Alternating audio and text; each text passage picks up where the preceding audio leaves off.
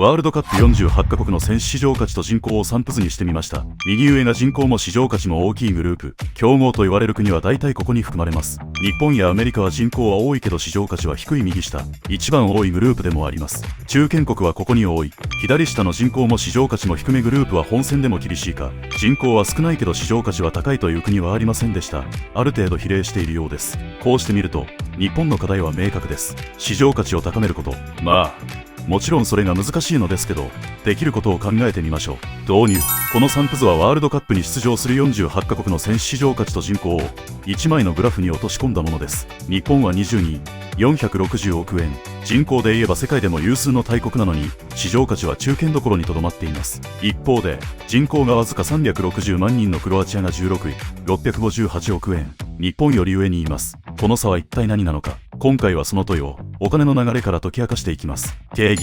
まず選手市場価値とは何か。ここを押さえておきましょう。トランスファーマーケットというサッカー専門のデータサイトが算出している数値で、平たく言えば今この選手を移籍させたら、いくらの移籍金になるかという期待値です。出場試合数、得点数、アシスト数、年齢、所属リーグのレベル、契約残年数、こういった要素を総合して算出されます。企業で言えば、株式の時価評価に近い考え方です。決算書に載っている母価ではなく、市場が今この瞬間につけている値段、それが選手市場価値です。代表チームの合計額が高いということは、そのチームに市場が高く評価している選手が揃っているということです。欧州高。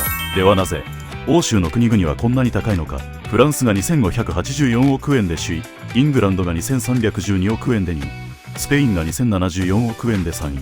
上位3カ国は全て欧州です。答えはシンプルで、欧州には価値を生み出す装置があります。プレミアリーグ、リーガエスパニョーラ、セリエ A、ブンデスリーガ、リーグワン、いわゆる5大リーグです。これらのリーグの放映権料は規模が違います。プレミアリーグだけで国内放映権と海外放映権を合わせると1シーズンあたり数千億円規模です。クラブにお金が入れば高い移籍金を払って選手を買える。選手は高い移籍金で動くほど市場価値が上がる。市場価値が上がればまた高い移籍金で売れる。この循環が欧州の国々の数字を押し上げています。乗数効果。もう少し掘り下げましょう。クロアチアの話をします。人口360万人。東京の3分の1程度の小さな国です。それでも658億円で16位。なぜかといえば、モドリッチをはじめとするクロアチア代表の主力選手が、欧州の主要クラブに集中しているからです。ここに乗数効果があります。例えば選手が J リーグではなくレアルマドリードに所属していれば、同じパフォーマンスでも市場価値の評価額は全く異なります。舞台が変わると、値段が変わる。これは私たちの仕事でも同じ発想があります。同じスキルを持っていても、どの市場で働くかで収入が変わる。選手の市場価値は、その選手がどのリーグにいるかで大きく決まります。日本現況。では日本の22、460億円はどう評価すべきでしょうか。割安なのか、妥当なのか。この10年で日本代表の市場価値は大きく変わりました。久保がレアルソシエダで定着し、三笘がブライトンでプレミアリーグのトップレベルを証明した。谷本康、鎌田、前田。欧州のクラブに籍を置く日本人選手が増えるに従って、代表チーム全体の市場価値も上がってきました。逆に言えば、J リーグを主戦場にしている選手が多ければ多いほど、代表の市場価値は下がります。J リーグの放映権収入はここ数年で改善されてきましたが、それでも欧州5大リーグとは桁が違います。日本の選手が欧州に出ていくことが、代表全体の数字を引き上げる最大の要因です。ワールドカップ経済。次にワールドカップそのものの経済規模を見てみましょう。FIFA が今大会で用意している賞金総額は、史上最高水準です。優勝国には数百億円単位の賞金が分配されます。ただしこの賞金は、選手個人に全額入るわけではありません。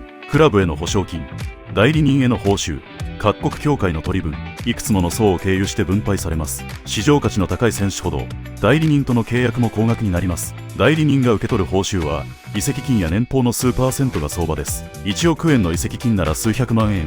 100億円の移籍金なら数億円が代理人に入る計算です。ワールドカップは国の威信をかけた戦いであると同時に、巨大なビジネスの舞台でもあります。出場しているだけで、経済的な波及効果は相当なものになります。上昇条件。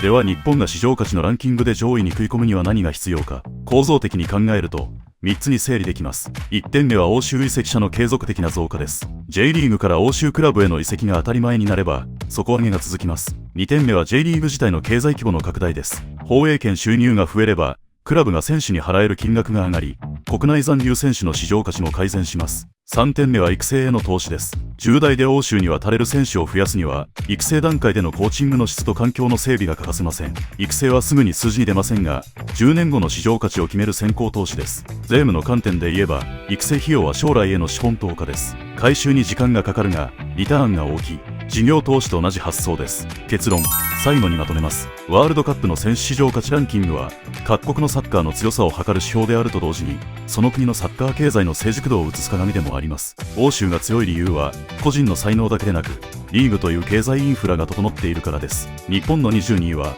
悪い数字ではありません。しかし伸びしろがある数字でもあります。三笘や久保が切り開いた道を、次の世代がどれだけ活用できるか。市場価値は、その答えを毎年教えてくれます。サンプズの日本の点が、右上に動いていく日を楽しみにしています。特に佐野とザイオン頼むよ。